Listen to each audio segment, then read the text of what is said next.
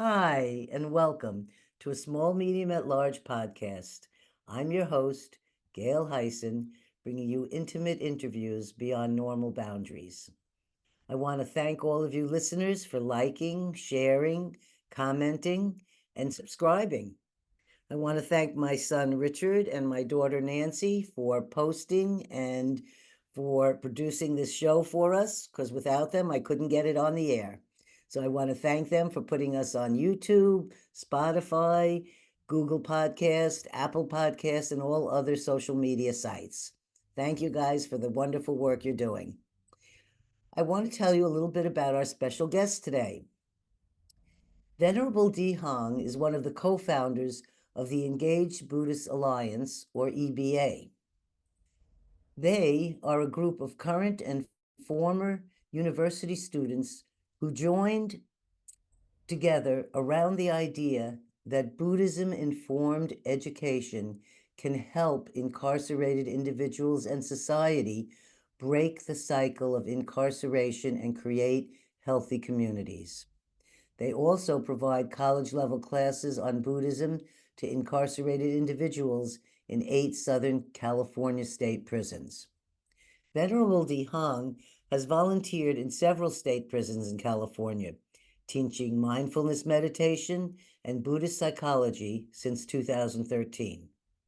Venerable De Hong has been a Buddhist monk since 2006 in the Vietnamese and Chinese Pure Land tradition, and he lived for a year at Dak Lam Monastery in Ho Chi Minh, Vietnam.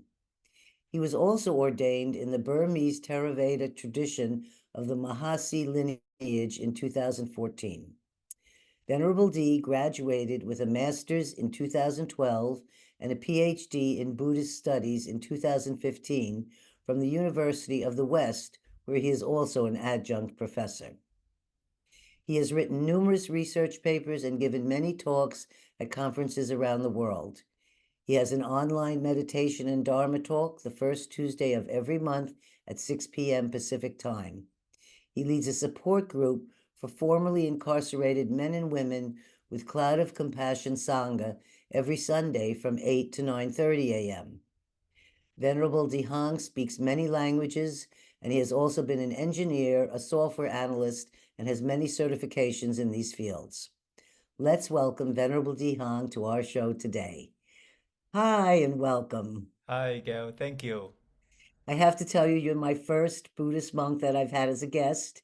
I've had Mongolian shamans and all kinds of people from different places, but you're my first official Buddhist monk, and I'm just thrilled to have you here. Thank you. Appreciate that. So, I would like to ask you my first question I ask all of my listeners, and take as much time as you need to explain. But I'd like to find out where you were raised, and did anything during your young life lead you on the path of service and Buddhism that you are on today?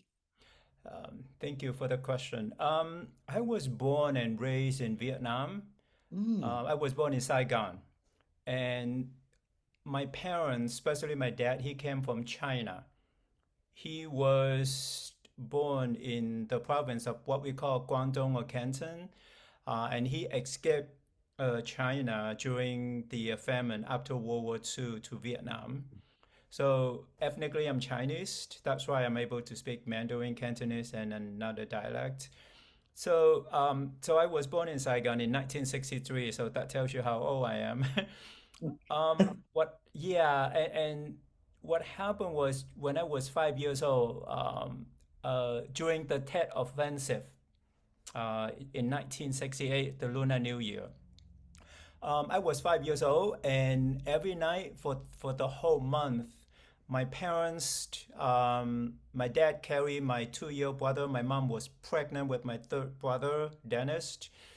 They woke me up at probably midnight or 11 when the bombing was getting too close to our house, and we walked from the house for an hour or so, and then we crashed in the middle, I guess somewhere warehouse, and Hmm. then when the sun rose, we walked back. Now along the way, all this helicopter sound of helicopters and bombing it was in the back of my, I guess, in the background. And I did not know that I never liked that kind of sound growing up, you know. So that was the one PTSD, that was the trauma of the world that I suffer, you know.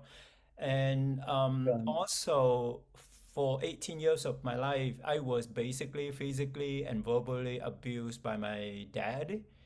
My mom Mhm. did a bit, but it wasn't as bad as my dad. He kicked me in the head, he smashed me in my face, and I was like the top three in school. You know, like in Vietnam, we didn't have this ABC system. We had the points, you know, given. And then I was always ranked in the top three. Anyway, so for 18 years of my life, and that was normal to me. You know, I thought about killing myself. I thought about cutting my wrist, but I didn't dare to do it. I thought about running away, but the thing is, in Vietnam, even to this day, if you run away, you die. There's no social support. I also Mhm. thought about taking pills, but I was too chicken to do anything. So I cried day in and day out. Each week I cried like 3 or 4 times until my eyes swollen the next day. I cried to sleep. So my mom did a bit, but it wasn't as bad. And also, I was also molested by my neighbors. Mhm. And that was, in a way, my form of escape, right? Because of all the PTSD from the war, the abuse at home. I had to learn how to cook when I was 9 years old, uh, cooking with wood, using wood. And if I Mhm. mess up, I would get yelled at or beat up. You Mhm. know, 9 years old. And then starting 9 years old, I had to take care of my little sister who was born in 1972. And every 2 years, you know, so I took care of my three sisters along the way, going to school. And like as a 9 year old kid, I had to wake up at 6 o'clock to get everything done before I could go to school. And then once I came home from school at 2 o'clock, I had to drop everything and help out. And then by 10 o'clock, I could do my homework, and then I went to sleep.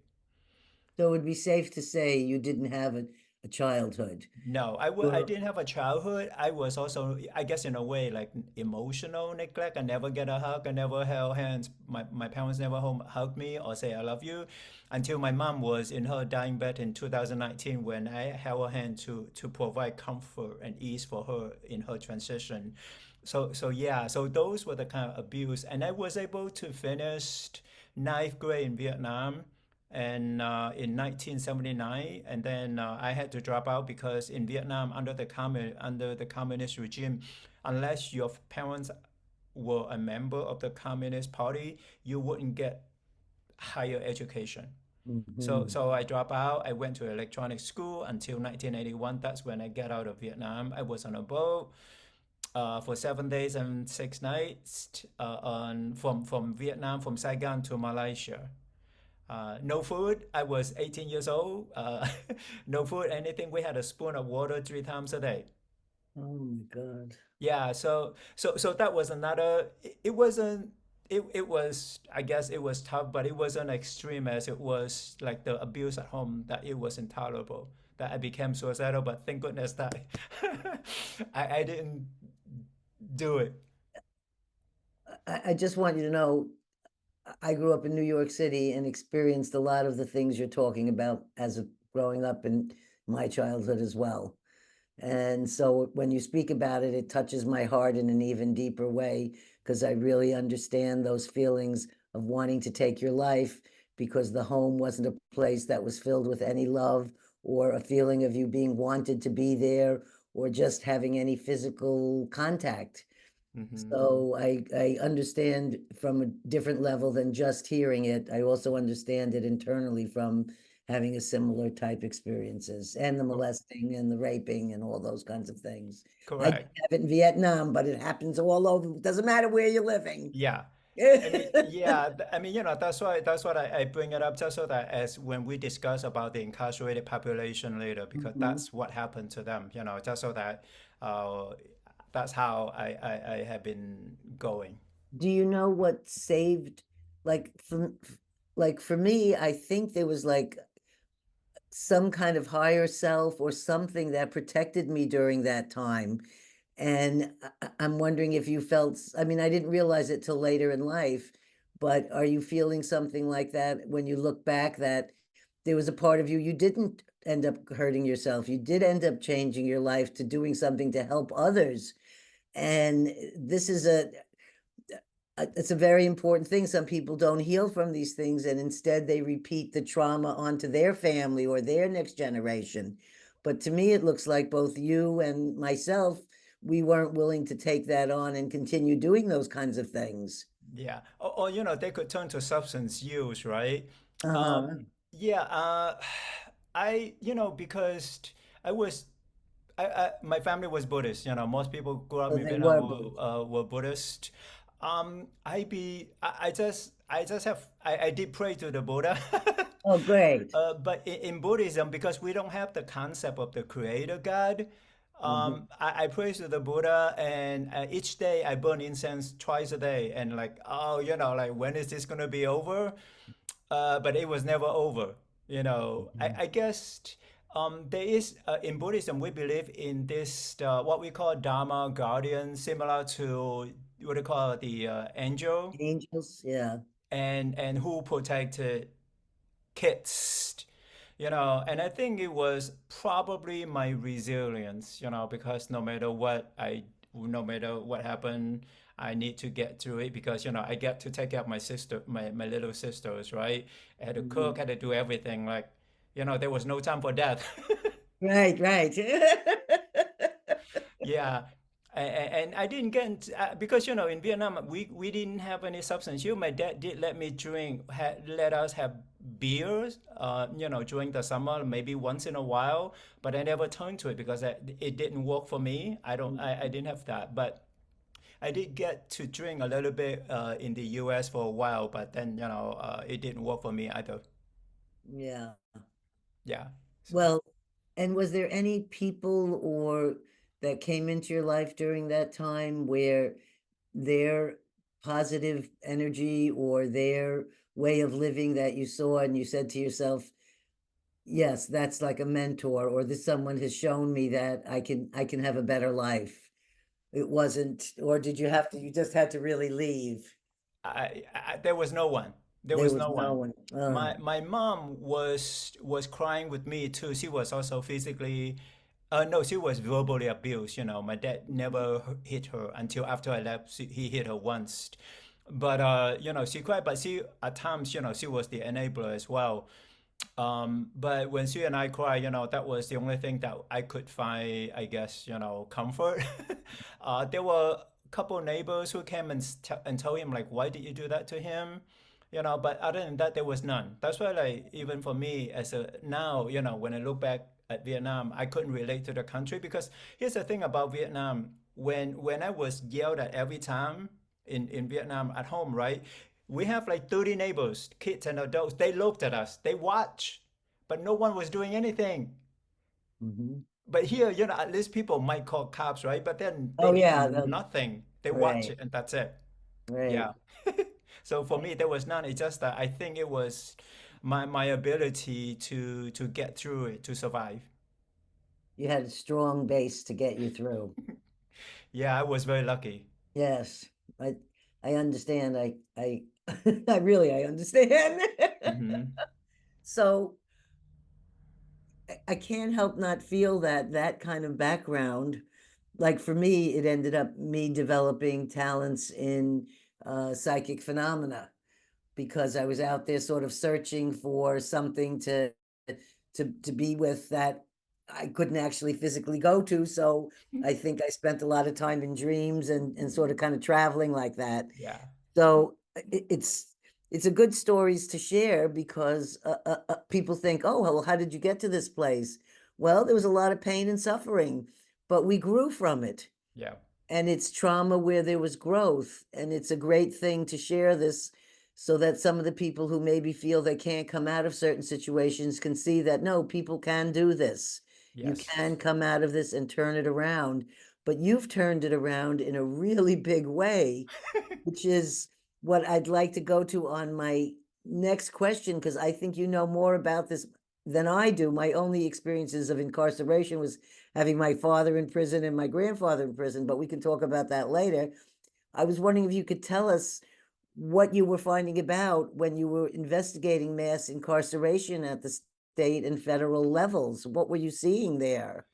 Um, well, I mainly have been visiting the state prisons in California. So I have never been to the federal prison. But what I found out, well, originally, right, we were going to teach Buddhism inside the prison. But the problem is, the level of education of the incarcerated population, their reading comprehension level is it's only like sixth grade, Uh-huh. and also everyone was at different level. I mean, there was some that graduate from they have an AA degree, but majority of people didn't, or they didn't even have a high school degree. That's the other That's that's another tragedy that they face. You know. Well, this is also when we talk about culture. My dad was raised in a somewhat Jewish religious family, and they came from Russia and Poland, my grandparents. And they did the best they could with all the trauma they had to be able to get to this country, but they would not allow English to be spoken in the home. So my father didn't make it in school because he couldn't read or write Yeah. English, and he couldn't make it born here in America, in Brooklyn, but he made it in a trade school where he learned how to be a mechanic because he was able to do a lot of that by just the visuals of it. And it Mm-hmm. wasn't until he went to federal penitentiary at 28 years old, which is when he learned to read and write and to be able to speak English correctly and to be able to read books. Yeah. And that would not have happened had he not been thrown into that situation. Prison. Yes, Yeah, and that is also the problem of the majority of the immigrant children because they were raised at home. Their parents didn't speak English, so how the hell do they speak English? And that's the problem that you also find inside the prison. Now, going back to your question.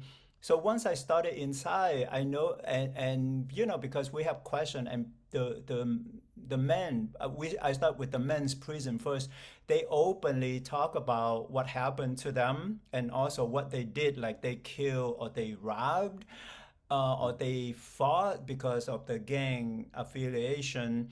And or they were molested, right? So I was able to relate to that, and that kept me going.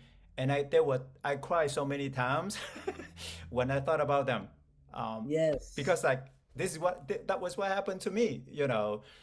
And that's when I went from one prison to six prisons. I was so gung ho about it. I didn't really have time to care for myself even, because I Mhm. was so busy with that because it was much needed. So instead of teaching just Buddhism, I offer a short talk, and we meditate, and it was badly needed. The safe space and the silence inside the chapel help them to sit through, to allow them to be themselves, and also to see through what's going on in their mind or what they have been going through.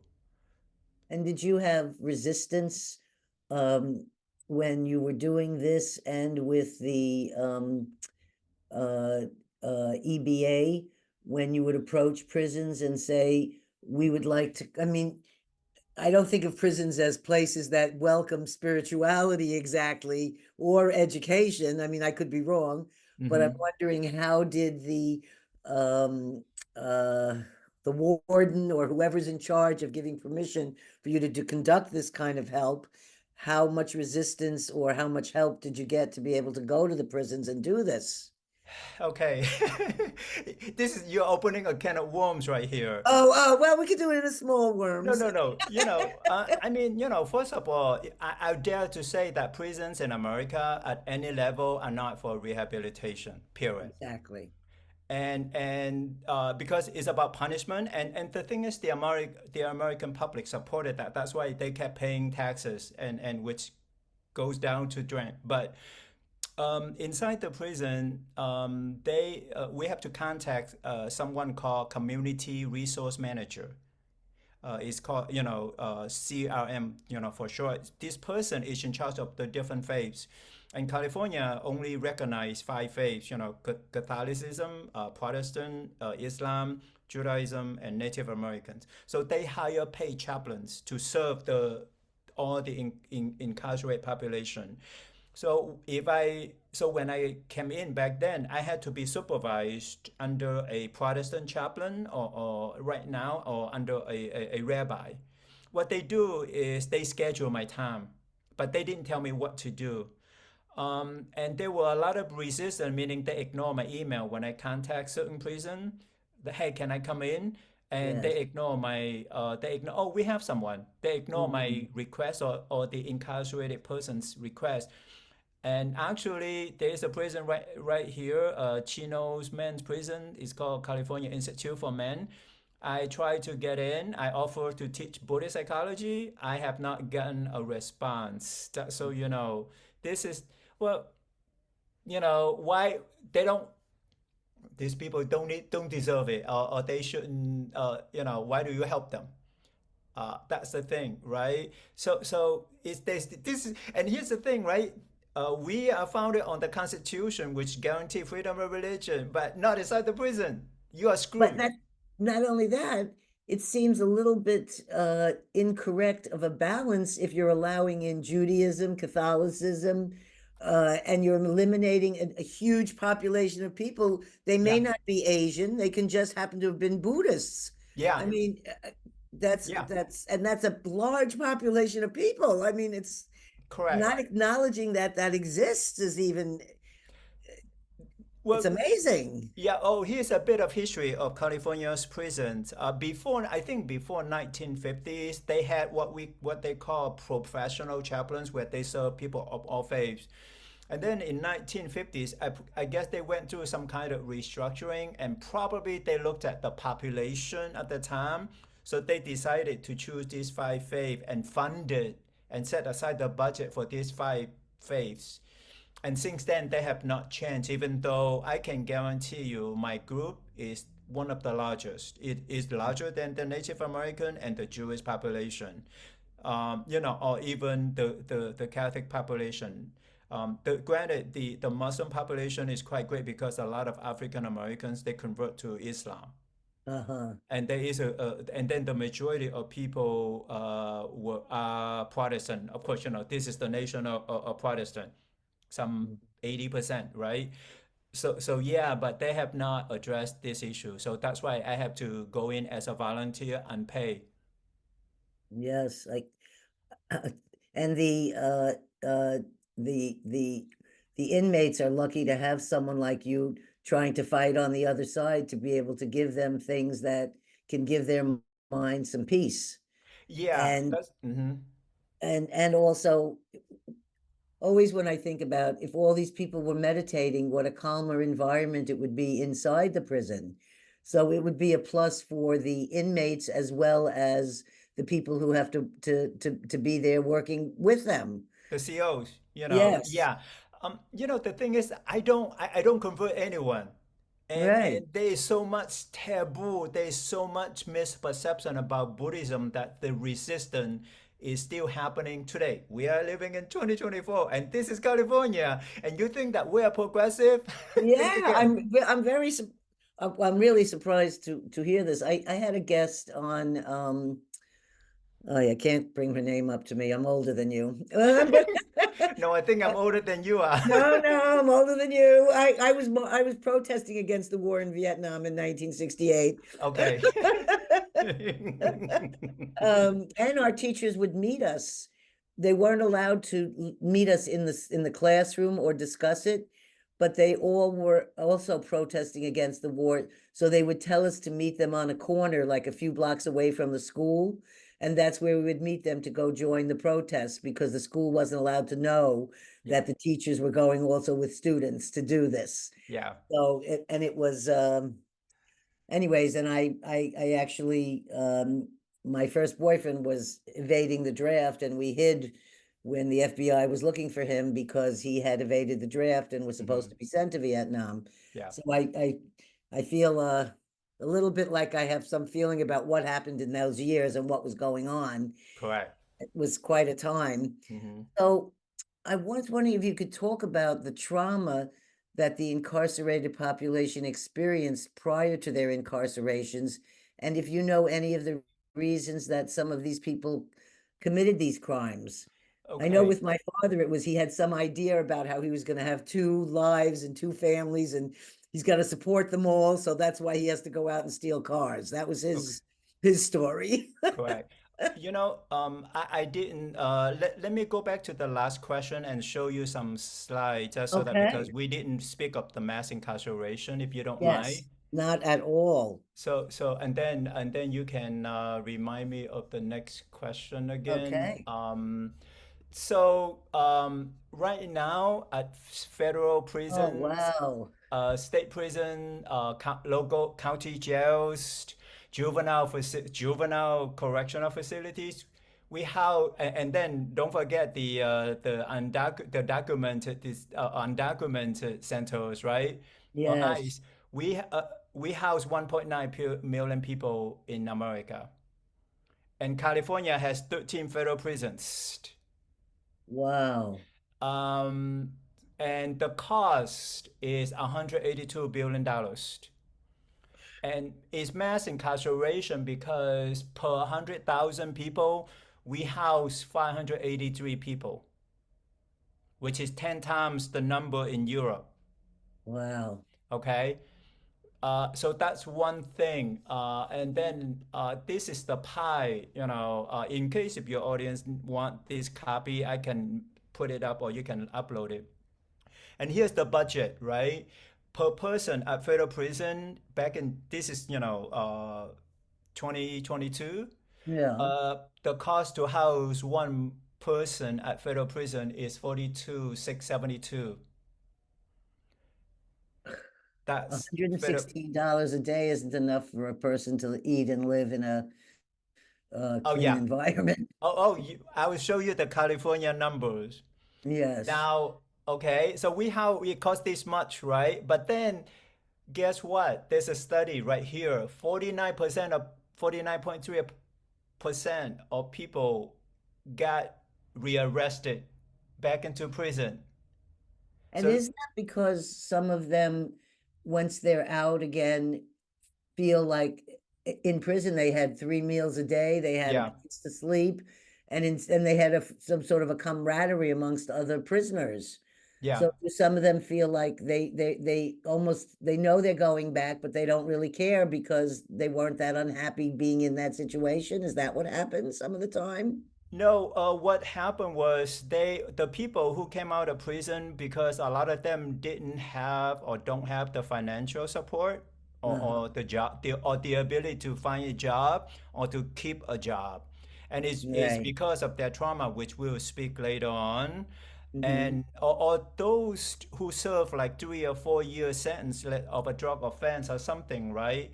They Yes. did not address the drug issue. So when they came out, they had to continue, and there's no money, so they end up committing crimes again and get Right. sent back to prison. So this is a what we call a revolving door, right?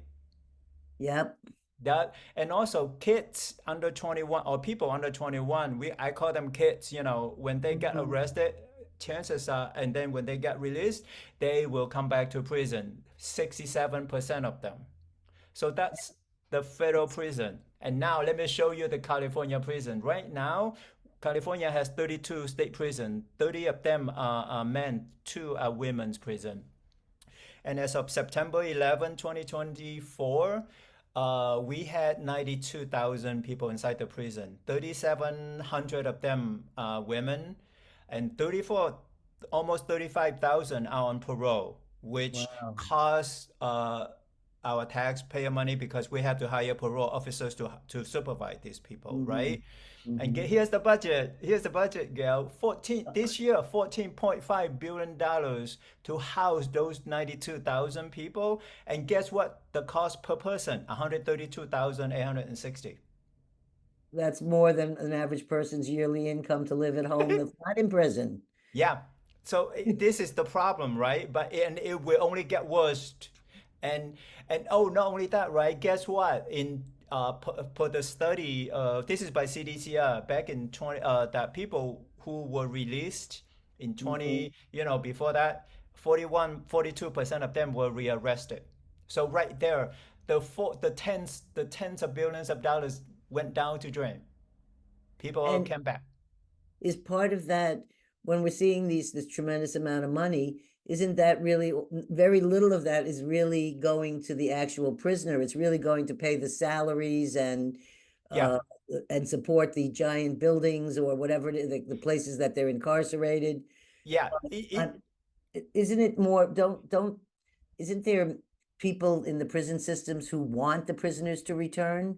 Because Mm-hmm. that keeps the cycle of this going over and over again. They're not Job there to security. actually rehabilitate. No, yeah, job security, Gail. Well, Yes. the majority of them, the half of the budget goes to payroll. Mm-hmm. The other probably 20 to 25% go to security, camera, keys and stuff. Even Right. the facility, they didn't have much money to maintain. So and just so you know, if you want to talk about food, you know how much uh, in terms of food per person inside for the incarcerated person, $3 a day. Wow. So yeah, Can't so be very good food at that. And then, of course, with not good food, no, you it's don't trap. have good mind. Yeah, that's why a lot of them get sick inside the prison or when they get out. Even if they don't get back into prison, they struggle with health because they eat the crap. Yeah, I'm sorry. The food is not fit for human. Yeah. You Actually, know.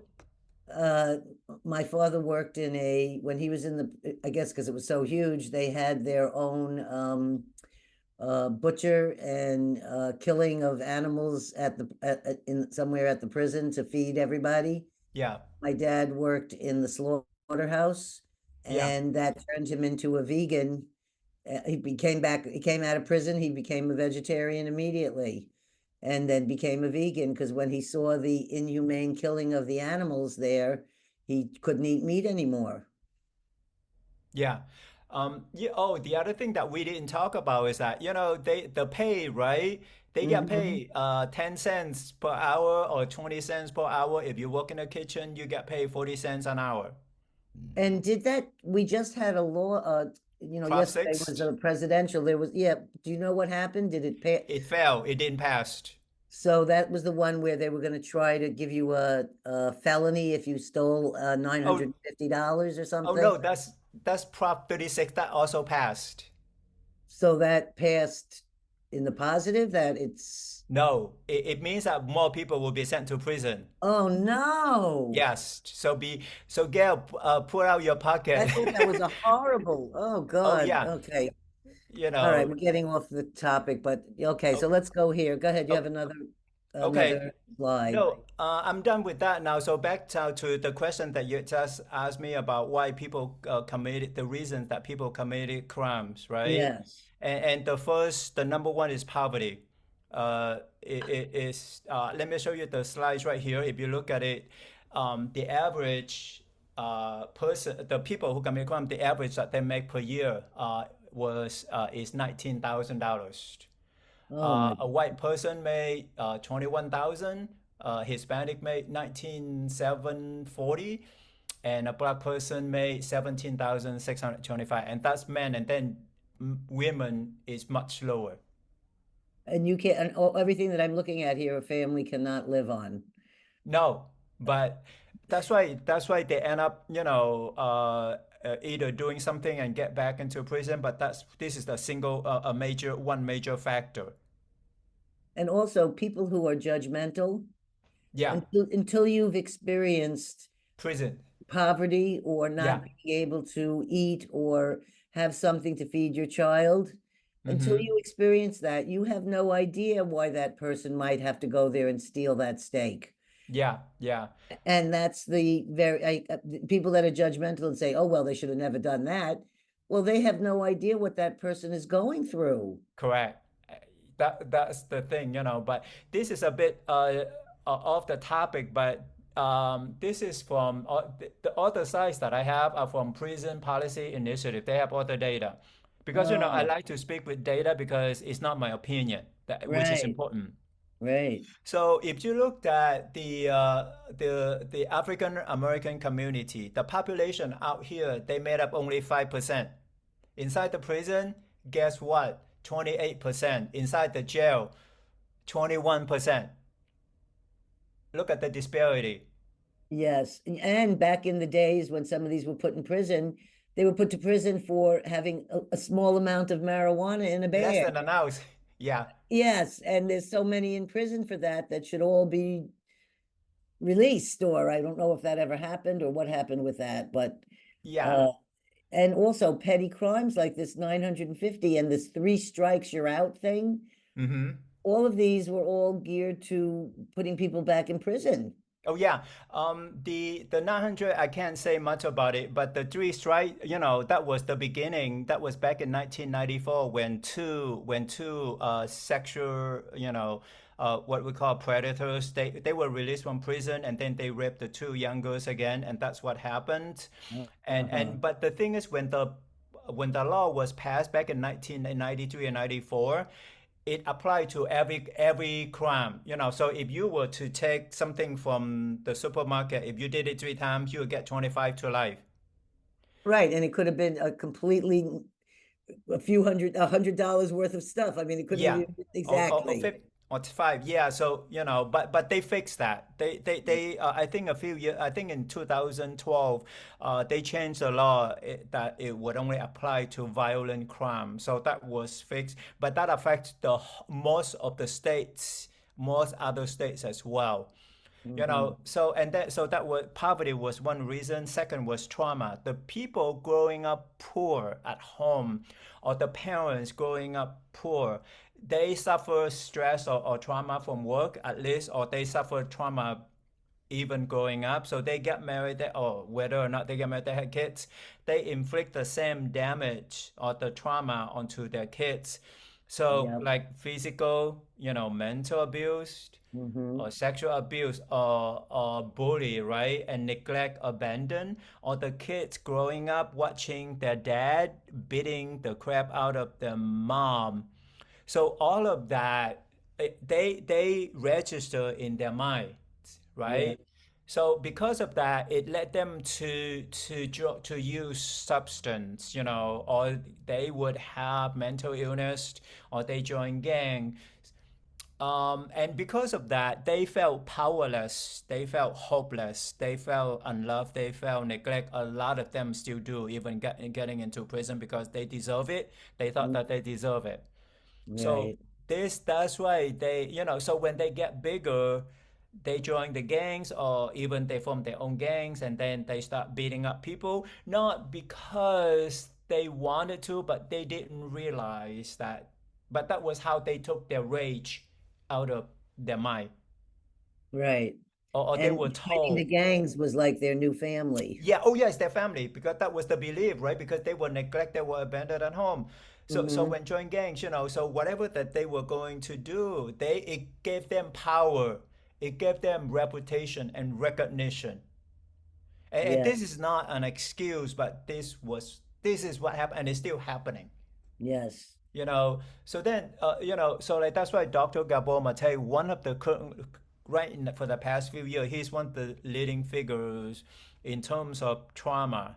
And he Hmm. said, the incarcerated population is the most traumatized population because they suffer one trauma to another, and they became more violent, and one they end up committing crimes, and then they get sent to prison.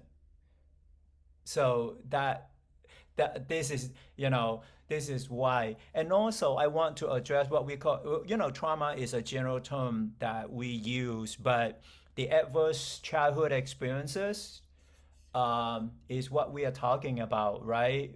Getting beat up, getting neglect. And guess what? 64% of the US population out here, at least they have one type of ACE. 98% of the incarcerated population experience at least one or four more. So Right. like, if that happened to you or anyone, you go around carry on your duty, but there is something wrong inside the body. Dr. Gabor Mate said, trauma is not what happened to you, it's what happened to you, what happened to inside of you as a result of trauma. You Mm-hmm. know, that's what happened. And here's the study back in 2017. So the left column is list the type of abuse that people suffer. The Mm-hmm. second column that led to the behavior as they grew up. And then the last column is the long-term consequences of the unaddressed I trauma. see you have disease there, which uh, is something I've been thinking about a lot lately. Also, that some of the sicknesses and things we have, Mm-hmm. whether it's the things you have here, cancer, chronic lung disease, heart Yeah, disease, asthma, all these things, yeah, some of these are effects from the traumas that came before. yeah, It didn't just come only because I'm just saying it's not cancer lives in everybody's body correct. running around, but which are the people that have it actually surface? Mm-hmm. And so this is a very good chart. Yeah, and also Dr. Nadine Burke Harris, she used to be California Surgeon General. She said, she did a study that said, she based on a study that said people suffer from trauma will lead to early death in their adult life. So once you get to your 40s and 50s, you could die. Yes. And this is something that Americans should know, but most the public don't know, you know. Hmm. So that chart and this chart is the study. So it's not just the trauma at home, it's the community that you live in, right?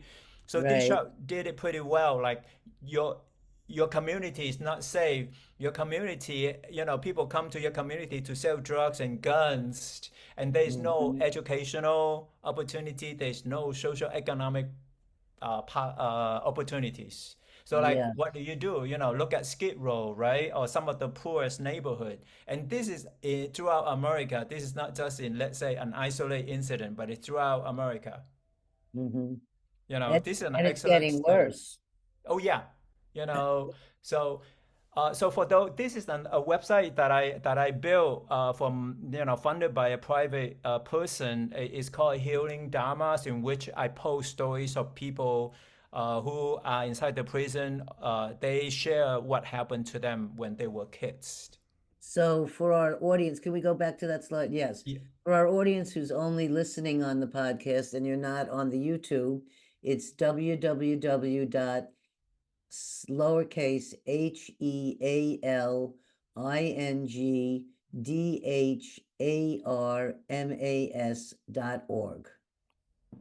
Okay. Um, so that answer your question. Oh, I'll that start. very, Yeah. yes. So that answers actually my third question, which was asking about the trauma that the incarcerated population experienced. So we covered that. Yeah. And when we talk about generational trauma, we've really covered this also because we're talking about kids who's been beaten up and then they go and beat up their kid, or when you're coming, say, from Vietnam and you've Mm-hmm. experienced, I know culturally, Yeah. it's a whole different cultural experience, and you're coming to this country with other sets of cultural things, and there can be a lot of things that don't make sense to a new person starting their life here. Mm-hmm. So I'm going to go on to question number 5 because I feel like we've covered the trauma here. Mm-hmm. And are we good with that? Yeah, Yes. yeah. So I'd like to know the type of meditation that I learned that I really love that sit the best with me. I tried Zen meditation, but it didn't work for me. It was like too strict or serious. I don't know, just too Yeah. strict. But then I went to Jack Cornfield and did Mm-hmm. in the back of a tea shop about more than 40 years ago, and I learned Vipassana meditation. Mm-hmm. And that one seemed to fit with me because I felt like I could take it with me anywhere I go because I always have breath. And wherever I could be in a train or a plane or whatever, and I don't have to be sitting on a cushion in a quiet setting necessarily. I could take that meditation with me wherever I am. So I was wondering if you could tell about what type of meditation you teach Hmm. and how does the meditation and mindfulness help the prisoners and the traumatized people to process and heal from this trauma? Okay. Um, so a bit, think of Buddha because mindfulness comes from Buddhism. So because you brought up the name Jack Cornfield, he's one of my favorite authors. I haven't met him yet. Oh, he's Uh, a wonderful, he doesn't live far from here because I don't live far from Marin County. Correct. Yeah. He said, Buddhism is a living psychology. So I want to emphasize that because again, like I said earlier, American they have so much misperception about Buddhism. We don't pray. We don't have a lot of, we bow just because we show our respect, not because we don't wish for anything. We don't ask for anything. I just want to get that clear out. Yes. So think of it, that's why I call it Buddhist psychology. I can show people the topics in case if they need it, but the form of mindful meditation that I offer is pretty much what you learn from Jack Cornfield. It's it's mindfulness, but I do guided meditation because in Zen you have to sit in silence. You cannot do that for any traumatized person because there's too much going on inside the body and also the mind. So this is also important for the public to know. I use vipassana, and it's basically I usually start with the breath, and I came up with something called the sense door practice, is meaning that, stay with the breath, check your surrounding, whether or Hmm. not, how safe it is. And then check in with your mind, see how your mind is going nuts or flying. Notice your sense notice your feeling, your emotion, your attitude, your mood. This is all part of your mind. That they come from your mind, right? And then check in with your sense of hearing because we cannot shut our hearing consciousness down. Hmm. That's another key, right? And check your sense of seeing, your sense of smell, and your sense of taste. And then the sense of touch in the body, all the sensation. So Oh, when that's you are doing wonderful. that, no matter where you are, you can stay grounded and centered. You can be Yes. triggered, but you don't get overwhelmed. Hmm. So that's what I offer. Now, usually, just for the public to know, since the pandemic, the folks inside the prison, they meditate, even the women who are in their 70s and 80s, they meditate with me for an hour, sitting still. And Wow. yeah, so I start with the breath and the sense door, and then the body scan, and then the concentration by focusing on the breath. And then I switch over to loving kindness or compassion or sympathetic joy or equanimity. We also have gratitude, which is from the Buddhist psychology as opposed to the gratitude out here. We don't have forgiveness, but I do offer forgiveness from the Western perspective, which I think one of them was written by Jack Cornfield. Hmm. So that's what I do inside the prison. I don't have a Buddha. I have a charm, something that I use, and let me show you. And that I don't we cannot burn incense. There's no flower. I don't ask people to bow or anything. Um, this is what I have. This is the only thing that I bring inside the prison. And they allow that. Oh yeah, yeah, yeah. Because they allow that because I keep it. I cannot let the incarcerated person touch it, and they know it. Yes. Yeah. So to answer your question is well, but like you said, right? Because guided mindfulness is that you don't just sit. When you sit, you are develop these muscles of these mental muscles, right? Just like people walking in the going to the gym. So throughout the day, in every activity, when you are mindful of it, that's how you become mindful. That's how you are aware, and that's how you develop mindfulness. You don't react, and I have to say, I had only done these short meditations, like, where you go and you just meditate for 45 minutes and then I did an all day with Jack Cornfield at Spirit Rock. And then I ended up being diagnosed in my mid 30s with cancer. and I wanted to heal myself on all these different levels. So I wasn't ready to go rush and have surgeries, but what I wanted to do was heal, and I felt like I had to heal the body, mind, and spirit all together as one. And so someone offered me their seat at a Joseph Goldstein retreat, and it was in Hawaii, and I happened to be staying at the place there at their dojo. Is that what it's called, a dojo? Mm-hmm. And I ended up sleeping in the rooms next to Joseph and the other teachers that were there, Sharon, I think Salzberg, I can't remember what her last name was, but Sharon that works with him. Mm-hmm. And I never thought I could do 9 days of meditation in silence, never talking to people. Yeah. I'm a big talking Jewish New York, whatever. Mm-hmm. And it was the most powerful thing I have ever done in my life. And Yes. I've never done it again, Yeah. but I was doing it for the cancer then. And it was the most, Joseph said that I went deeper, faster than any student he'd ever have going into meditation. Mm-hmm. And it was, I loved it so much, I didn't want to stop. And I thought I could never shut up. You will. Or even if you go to prison with me, you will. Oh God, I would love to do that. I can tell you right now. I mean, if you have a chance to come down to LA, let me know like 3 weeks ahead of time. I can send you the form, and then once they approve, you can come in. I would, I would totally I am taking you up on that offer. Okay. Yeah.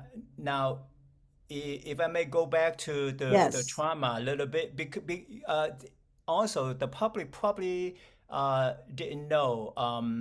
I would recommend that they read the book "The Body Keeps the Score" by Dr. Bessel van der Kolk, who is an expert on trauma. When people are under a lot of stress, even as adults, it affects their brains, the Yeah. thalamus and the hippocampus, and they get thin out. They will be thin out.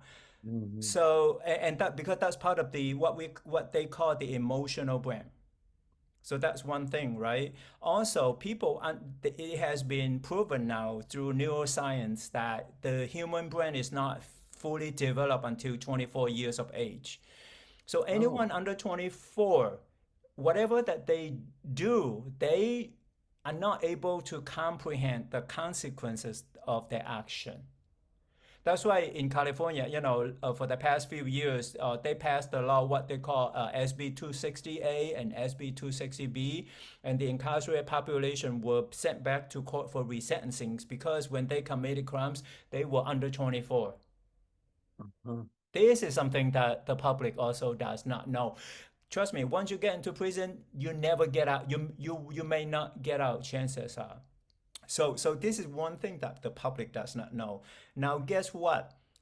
When mindfulness meditation, when you meditate, you actually can restore the thalamus and the hippocampus. This Mhm. is neuroscience, and it's through mindfulness meditation. If you looked at the all the vets, right? Every prison that I go to, there is a vet, and it's because of their trauma when they went to the war. Be it the Vietnam War, World War II, Korean War, and the Iraq War, right? The two, Iraq wars and Afghanistan. When they came back, I have some of them in their 30s now and 40s. They get back to prison. So it's right there. Now, guess what?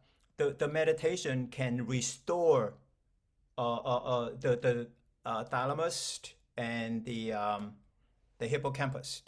It also can rewire the circuit in your prefrontal cortex because this Wow. is this is this is the watchtower. This is when your brain perceives the signal, right? And it can perceive the signal properly if it's not damaged.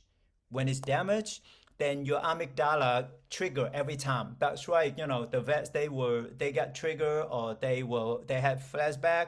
That's why they commit crimes. But Yes. if they are able to meditate properly, they can restore this part, basically rewiring the circuits and knowing the differences between right and wrong. This is the watchtower right here.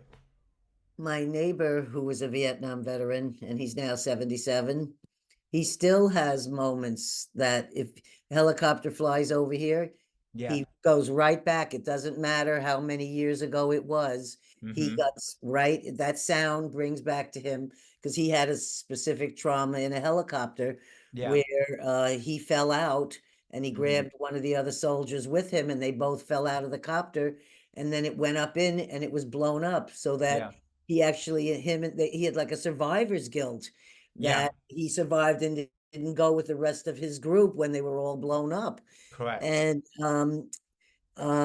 we talk about the pot use amongst all those veterans because it takes away dreams Yeah. when they smoke the pot at night.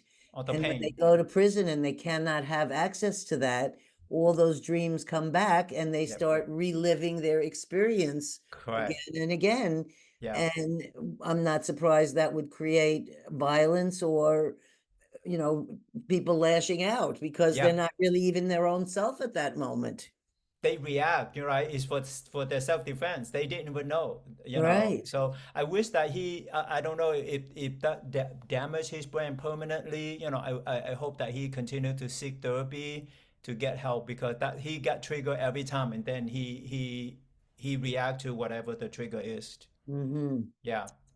Yeah, you know, we're talking about things that happened so long ago, but that are affecting us right now Yeah. today, Oh, and and in the prisoners that you're seeing when you go there. yeah. Plus, what about prisoners that you're dealing with that are also coming from all kinds of other cultures that came here and like you alone? You could have become a thief. You could have become all these things. You could have become a heroin user or Yeah. any of this kind of thing. And you can see the route why that would make you want to do those things. Correct. You know, we don't have federal or state level policies that address trauma, especially childhood trauma, or educate parents about their own trauma. Because when you suffer trauma, it affects your nervous system. And when you give birth to a kid, your kids inherit that, the PTSD. It does not Yeah. affect your DNA, but it affects the kid's nervous system. And this has also been proven from the studies through September 11. Hmm. Yeah, I met folks from prison from Ukraine. I thought it was Yeah. just from the Vietnam War, right? Guess what? After the collapse of the Soviet Union, so you have a lot of folks from Europe, Eastern Europe, right, coming over to America. A lot of them, the same thing. They suffer trauma, and they committed crimes, and they end up in prison. Hmm. I just recently I met a guy from 2 years ago, but he didn't open to me. He grew up in Iran, 1979, and born there. And his father left for Sacramento, okay? And he was able, so he was abandoned in a way.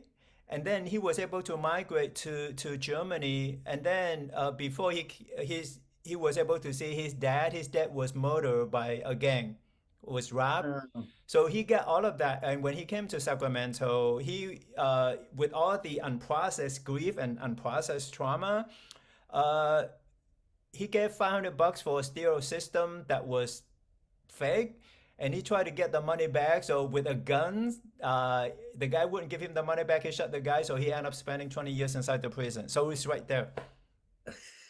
That's a story showing you exactly how it went from the first generation to the next generation. Yeah, So unfortunately. I have two more Sure. questions.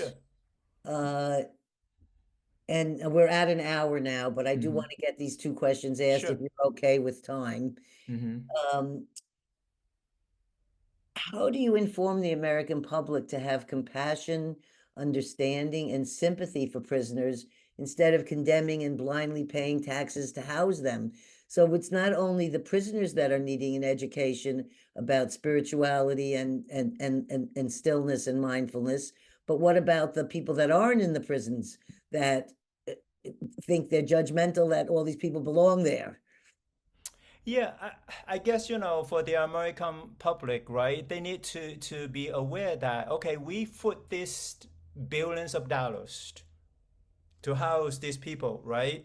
And, you know, we Billion. cannot kill them. We have to keep them, right?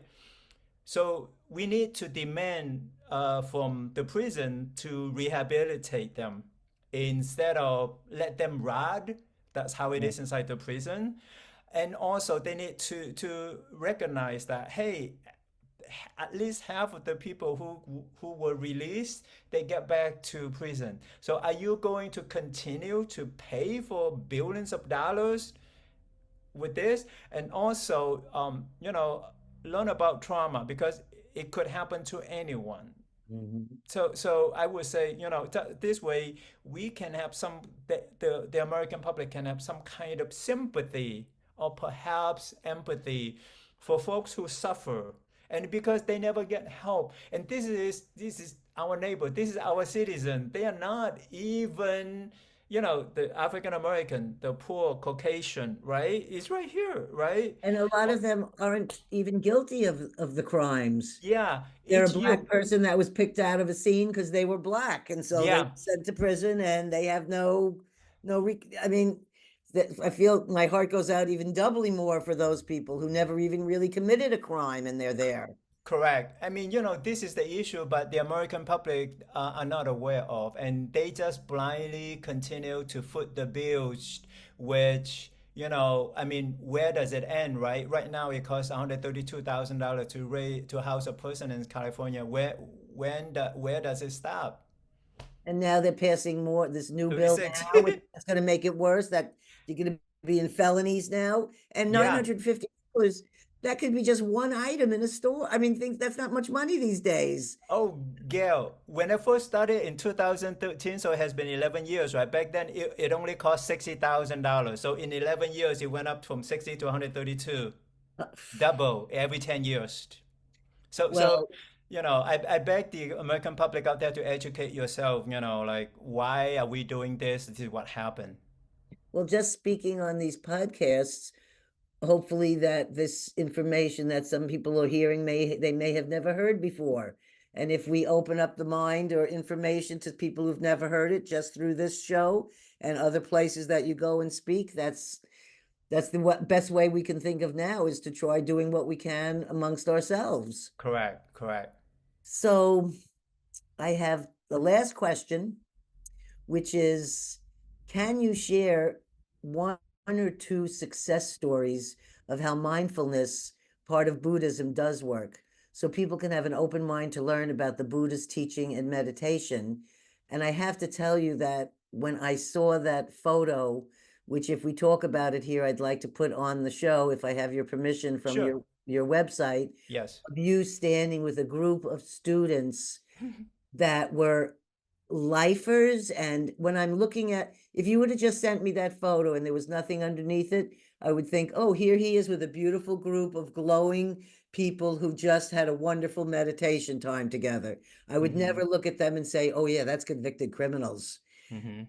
I was, I just thought it was a beautiful thing to see.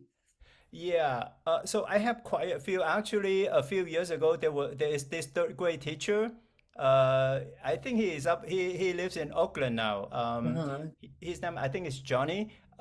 He joined my online Sunday for formerly incarcerated people, and he sent me a text. He said, "You know what? It helped me to get ready for my day to deal with third graders, right?" I have Irving. He was an LWAP. That meant that he served life without parole, and he served 25 years inside the prison.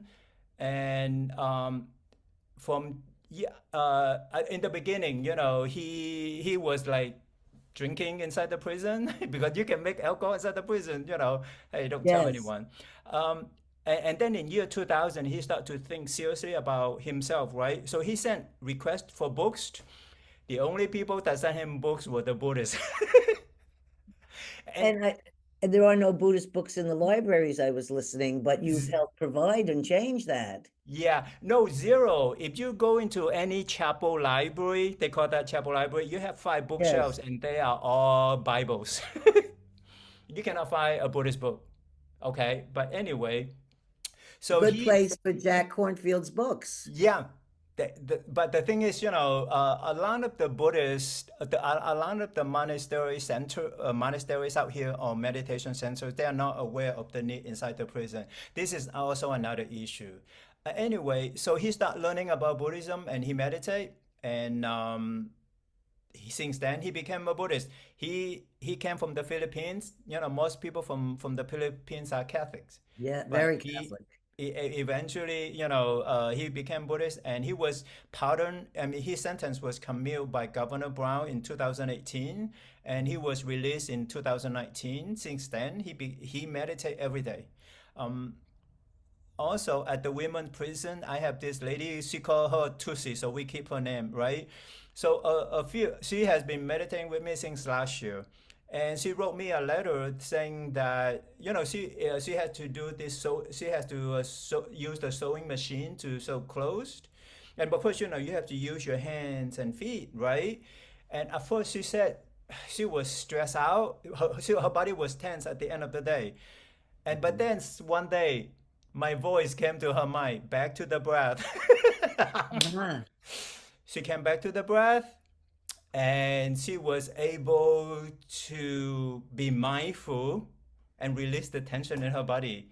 I think it's in the latest newsletter. I'm not sure in the latest or if in the one that we are going to publish. That's only like two, and I have a lot of formerly incarcerated lifers, ex-lifers. They have been with me and they meditate quite often. They join me online every Sunday. I can't imagine what it must be that you're in prison for 25 years and you've been told you're staying for the rest of your life here. Oh, you already died. That it must be to be released and go out. And if you didn't have the tool you gave that person of Buddhism, they may have returned back a year later. Yeah. Because that's got to be very hard when you've lived in one world for 25 years and how it functions inside the prison system, which is very different than having to function out here Mm-hmm. in a whole nother situation. So you're giving tools that you're seeing are really coming through when the prisoner leaves Correct. Or even when they're inside, and right? inside. And even the parole board, they actually said that the Buddhist incarcerated person, they have the most insight.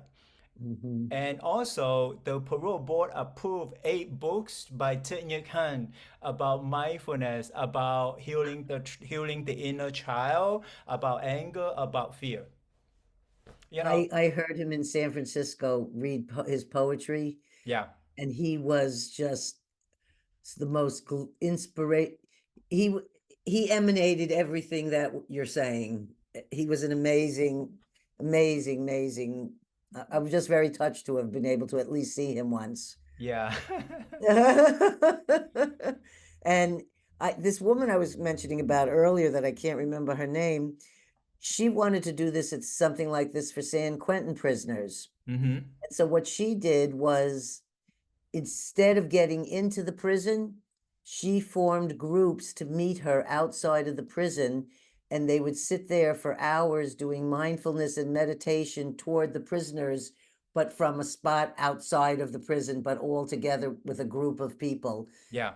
because that was the only way she could get into San Quentin was to do it from a distance. Yeah. But it Have you works. ever been have you ever been into federal penitentiaries at all, or only the state? No, not yet because I'm by myself. Uh-huh. It's a I lot to only have one. do. I only have one body in mind. I Right? wish I could. I have so I am down to 3 prisons. I have so many requests, but I cannot go because and also they have been resistant too, so I can't. I Hmm. can't. Yeah, that's why I hope that there are more compassionate people out here. Take some time, learn about it, and go inside help because after all, that's our citizens, right? And also, I like to add that I had an SUV, a Toyota RAV4. It was total on the highway back in August 24th of 2021. I survived. My trunk was gone. Oh. It was not drivable, and I survived. I'm not on any medication other than some pain, that I go for acupuncture, but it saved my life. Uh-huh. Another thing I want to add is it's a good karma, right? Because we believe in karma. Hmm. I used to live next door to a neighbor with psychosis or paranoia, schizophrenia. He kept coming to my house because we shared the driveway, and he kept coming to my house with a stick or metal pipe, that accusing me of gassing him because he couldn't breathe. And he traumatized me for almost 5 years. And last year I had to wear a night guard, but guess what he did? One night, July 21st, 2023, 2 a.m. Friday, he brandished an AR-15 on the right hand. On the left hand, he had a sledgehammer, and he said, "Why the fuck do you crash into my house, like right here?" And thankfully, my brother installed the ring camera. I recorded it. I showed it to the cops. And then he came over, pounding on my door. The cop came and got him. And he's in jail right now. Oh So it my, saved me. The work inside the prison saved me. yes, that's why yes. that's why I cannot quit no matter how tired I am. I'm physically tired. Well, that's what I was, because for me, I'm a very sensitive individual. So I'm also very compassionate, and I often have empathy, or where I feel the other person's pain, even if they haven't said it yet, or Yeah. whatever it is, I feel it. And I, my only experience of prison was as a child. My mother brought me there to see my father, and I think I was like 2 years old. And he said, "Oh, you were twisting and turning and you wouldn't relax." I said, "Well, I was feeling the energy of a prison, you know." As a Uh, child, why would I relax there? you can't, because you know what? Emotions are infectious. So you can feel it. Yes. They transmit. That's how you feel it. Mm-hmm. Yeah. So, so my feeling about the work that you're doing is so incredible, and that this is, it's us people on the ground or whatever. I try to do what I can through this podcast, and my hope is always that, even if it's just one, but hopefully more, if they can get something out of the guests that we've had that helps them on their way or makes them make a better choice to do something, I think is a wonderful thing. And for Yes. me, I find I'm most happiest when I'm serving to other people. That's when I feel the best. Whether it's helping them by bringing a meal, or helping them because somebody died, or it doesn't Hmm. matter what the help is. As long as I'm doing some kind of help for others, I feel good. Yeah. When I'm not doing that, it's more of I don't know, there's not as much meaning. I feel Correct. like there's much more meaning when I can do things and help. This comes down to getting out of your comfort zone by Tina Turner. That's what she said, or find Yes. your sense of purpose. In case if the audience does not know, Tina Turner, she came from Baptist. She was raised Baptist, but she converted to Buddhism, and she did the chanting with Nichiren Buddhism.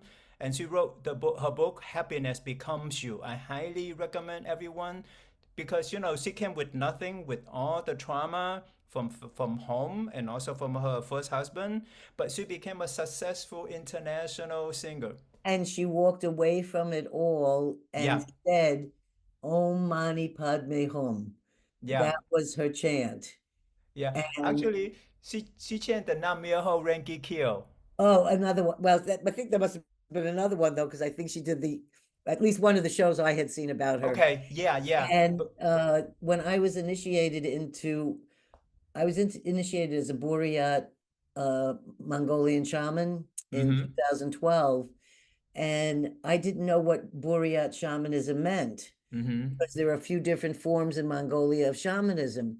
Well, the Buryat is where they integrate Buddhist practices into the shamanism. mm-hmm. But when I was initiated and I had to do all these things that put me into an altered state of mind, Yeah, not drugs or anything, but just chantings and things, mm-hmm. the shaman from Mongolia had me do exactly that, Om Mani Padme Hum. And I had to say Correct. it for, I don't know if it was hours, I don't know, because I was Yeah, out of body by that point, or in another place. yeah. But I did not know that. And I thought how wonderful that I've been initiated with a Buddhist and Mongolian shamanism, and not just straight Mongolian shamanism. So I'm very pleased about that experience.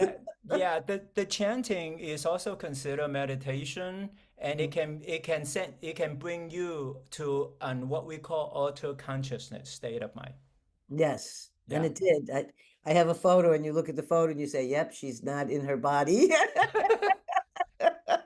Yeah, good. So now's where we come to. We're about an hour and 20 minutes into our talk. And I had one other thing. I was just a quickie on the side here. Did you look into any of the work of Masaru Emoto, the Japanese man who did the books about crystals, where they meditated to water and then they took the crystals?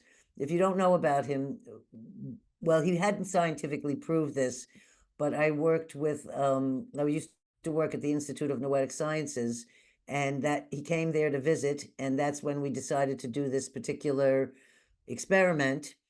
And it was run by Dean Radin, but I did all the other work of it. And I had these 4 bottles of water that were kept on my desk, but they were set at a certain point, and one was an A, B, C, or D, and I didn't know which bottle was prayed to. But 2,000 Japanese people prayed to this water, and then the water was shipped from the institute here in when it used to be here in Petaluma, and we shipped it to Japan. And Masaru Emoto's team froze the water and then formed crystals. And the water that had been prayed to formed beautiful crystals. When they did prayer, or where they took water from very polluted areas, and they had different things where it was prayed to differently, the crystals would come out with misformed, not glowing, beautiful crystals. And what he was proving, and his books have the photos that show this, is that we can put our intent into the water, and the water can then reflect it back in the crystal by showing these different kinds of formations. And I had read something on your website about something about water, and I just thought I would just mention it to you in case he's passed on now. Mm-hmm. But I think there's a few different books about it. And Okay. originally, the first book had no scientific proof. So Dr. Dean Radin, the scientist, said, well, we have to do a double-blind experiment, and we will see if we can prove this so that we can say, he said, I can't, until I see this scientifically, it's like you're showing data. We want to Mm-hmm. see this and then see that. So that might be something you might take a look at. Sure. Mm-hmm. Then I was wondering if you want to tell anything else about your EBA website, any events that are coming up, or how they can contact you, or is the once a month Tuesday meditation, is that open for other people? Could someone like myself go to that, or is that something where you belong to a group? The Tuesday class, the once a week that can be open to anyone. That's in English, and then that's the first Tuesday each month.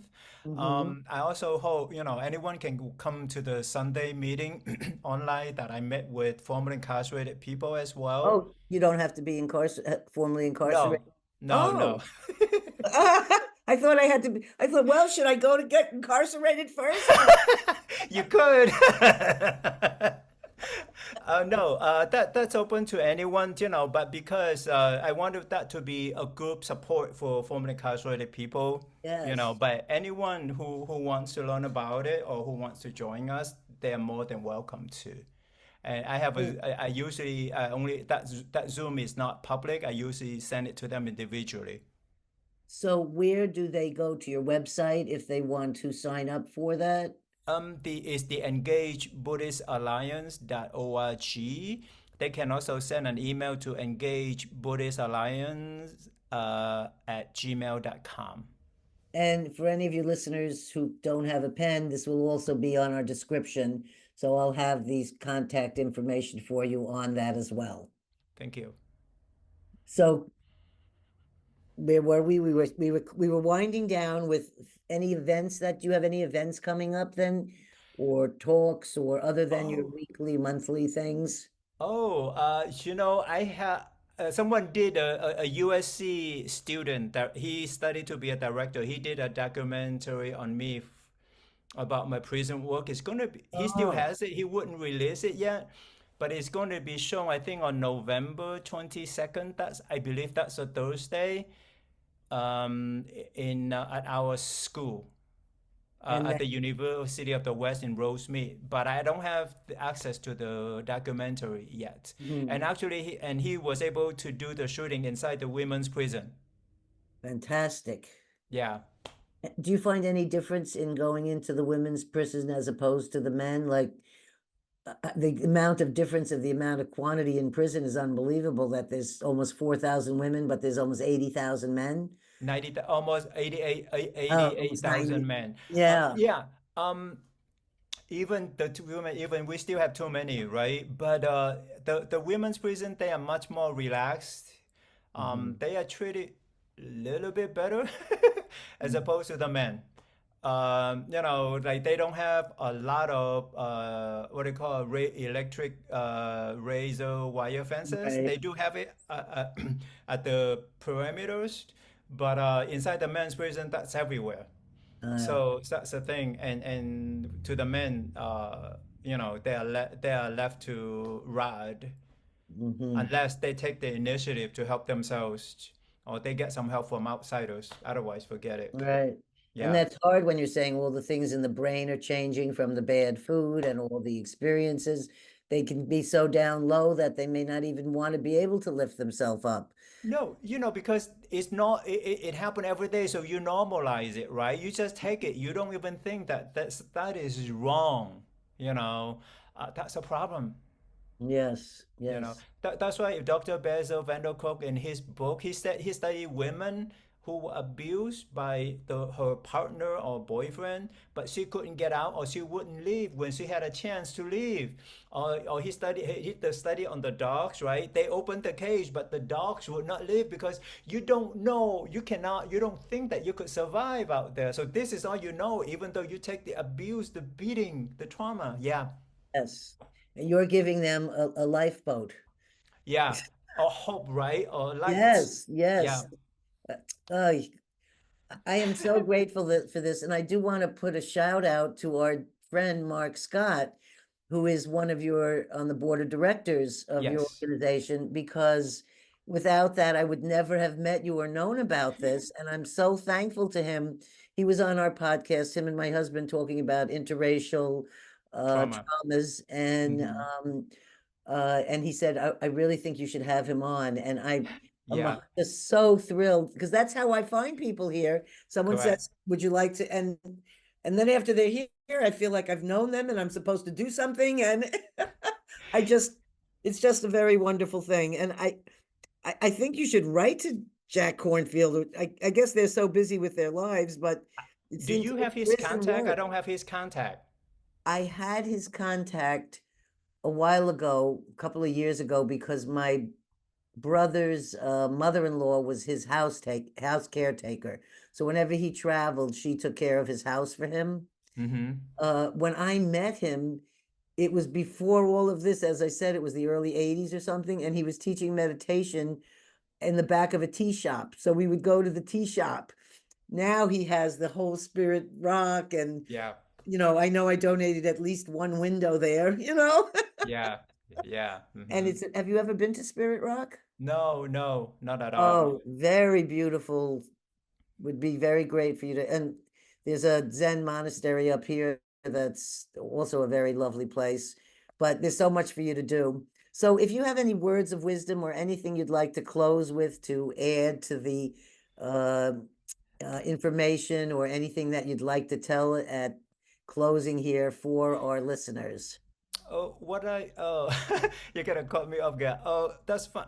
And I guess my suggestion or advice is to take care of your physical and mental health, and because we think that the body and mind are separate, but they are together. They're connected because the body affects the mind affects the body. That is one thing. Second is to find your purpose, and because when you have a purpose, then you stay on track and you don't usually necessarily screw it up. That's what Tina Turner did, right? The third thing is, even if you have a religious practice, that's fine, but find your spirituality. Spirituality is different than religion, and Yes. spirituality can help heal your trauma and everything else. Beautiful. Well, I want to thank you for being here with us today. I'm looking forward to coming to one of your Zoom Someday. meditation or Hmm. talk. Sure. And again, very thankful to Mark Scott for hooking us up here today. And I would also love to recommend some other podcast people so that your word can get out to other areas and other listeners in different parts of our country. And actually, there's people that listen in other countries that listen to these podcasts all over the world. That's the beauty of the podcasts. Yeah. Yes. So Thank you. thank you very much. And in closing, I want to say, uh, listeners, thank you for supporting us. Thank you for being here. Thank you for sending in suggestions and questions and comments. Remember, share your stories because stories can heal. Yeah. Have a great, great, and wonderful week. Bye.